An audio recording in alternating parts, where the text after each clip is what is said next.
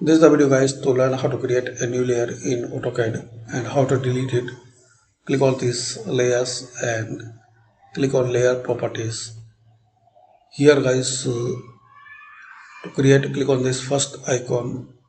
This is the for creating the layer. Also you can use the Alt plus N to create a new layer. Now give a new name. Here you can make it on off.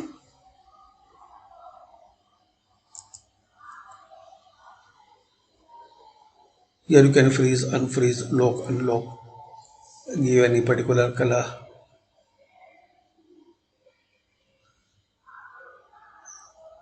And you can select the line type. Also once you load, so there are some more options.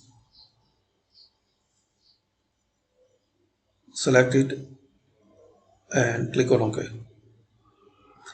Here you can change the size for that line.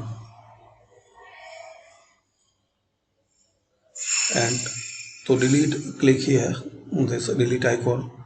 You can use the Alt plus D shortcut to delete a layer.